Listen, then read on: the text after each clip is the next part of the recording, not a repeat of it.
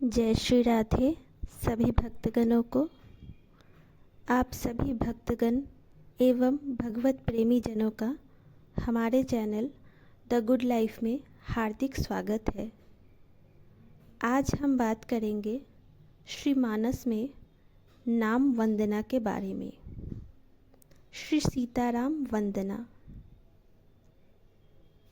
गिरा अरथ जल बीच सम, कहियत भिन्न न भिन्न, बंदऊँ सीताराम पद, जिन्हीं परम प्रिय खिन्न। श्री रामचरितमानस के बाल कांड में दोहा नंबर 18। गोस्वामी श्री तुलसीदास जी महाराज कथा प्रारंभ करने से पहले सभी की वंदना करते हैं। इस दोहे में श्री सीताराम जी को नमस्कार करते हैं। इसके बाद नाम वंदना और नाम महिमा को लगातार 9 दोहे और 72 चौपाइयों में कहते हैं। श्री गोस्वामी जी महाराज को यह 9 संख्या बहुत ही प्रिय लगती है। 9 संख्या को कितना ही गुणा किया जाए तो उन अंकों को जोड़ने पर 9 ही बचेंगे। जैसे 9 संख्या को 9 से गुणा करने पर 81 होते हैं। 81 के 8 और 1 इन दोनों को जोड़ने पर फिर 9 हो जाते हैं। इस प्रकार कितनी ही लंबी संख्या क्यों न हो जाए, पर अंत में 9 ही रहेंगी, क्योंकि यह संख्या पूर्ण है। गोस्वामी जी महाराज को जहाँ कहीं ज़्यादा महिमा करनी होती है तो 9 तरह की उपमा और 9 तरह के उदाहरण देते हैं। 9 संख्या आखिरी हद है, इससे बढ़कर कोई संख्या नहीं है। यह 9 संख्या अटल है। संबत 16 से 31, करऊँ कथा हरि पद धरि सीसा, नौमी भौम बार मधुमासा, अवधपुरी यह चरत प्रकाशा।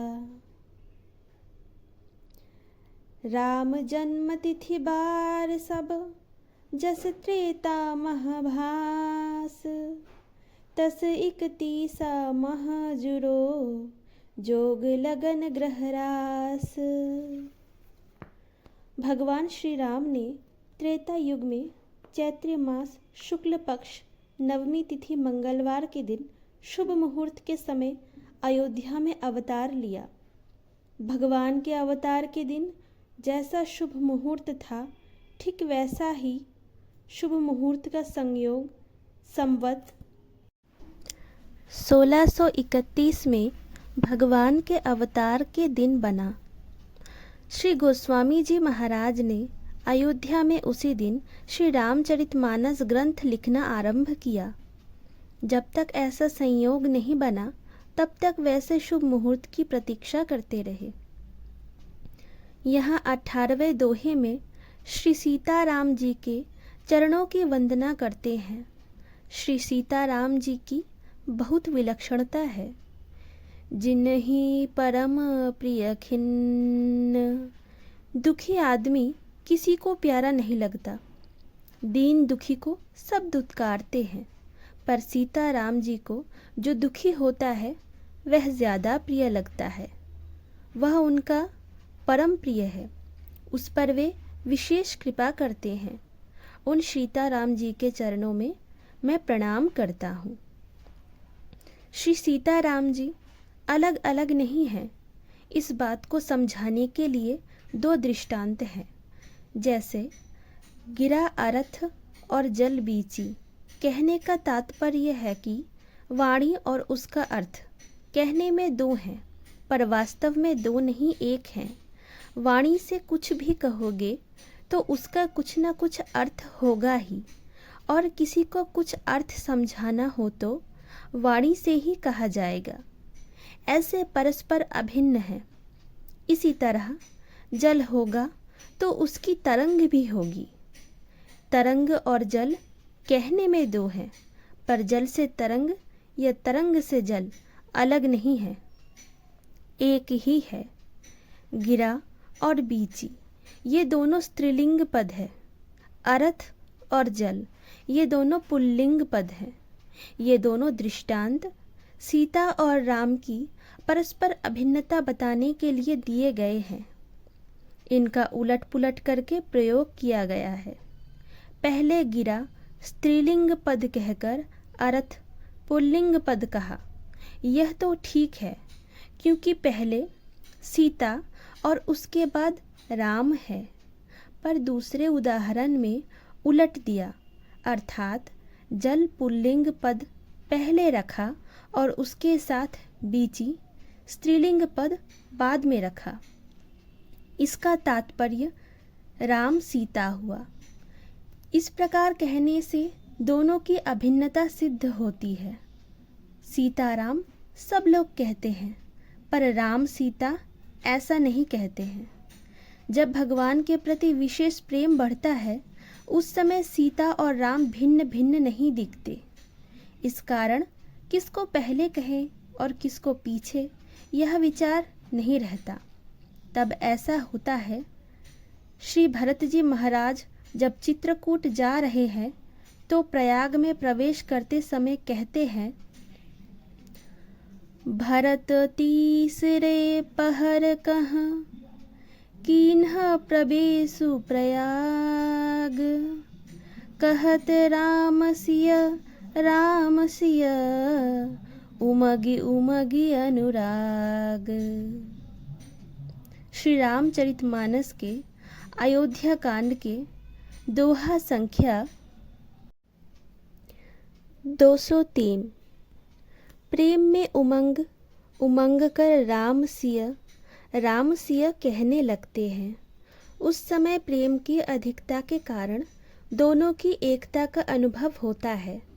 इसलिए चाहे श्री सीताराम कहो, चाहे राम सीता कहो, ये दोनों अभिन्न हैं। ऐसे श्री सीताराम जी की वंदना करते हैं। अब इससे आगे नाम महाराज की वंदना करके 9 दोहों में नाम महिमा का वर्णन करते हैं।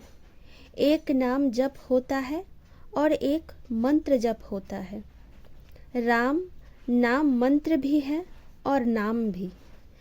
नाम में संबोधन होता है तथा मंत्र में नमन और स्वाहा होता है।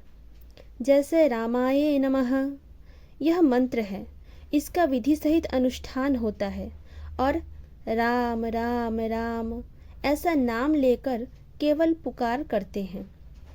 राम नाम की पुकार विधि रहित होती है। इस प्रकार भगवान को संबोधन करने का तात्पर्य यह है कि हम भगवान को पुकारें, जिससे भगवान की दृष्टि हमारी तरफ खिंच जाए। कैसा ही क्यों ना जन नींद सोता, वो नाम लेते ही सुबोध होता।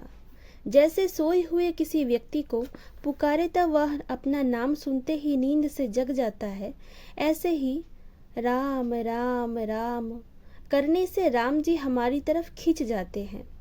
जैसे एक बच्चा माँ माँ पुकारता है तो माताओं का चित्त उस बच्चे की तरफ आकृष्ट हो जाता है।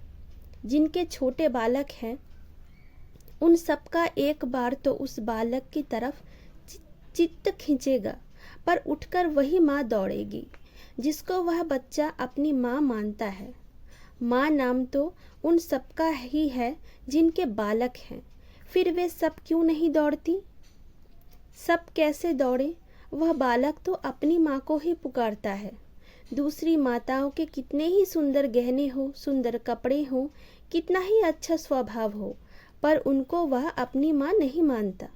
वह तो अपनी माँ को ही चाहता है, इसलिए उस बालक की माँ ही उसकी तरफ खींचती है।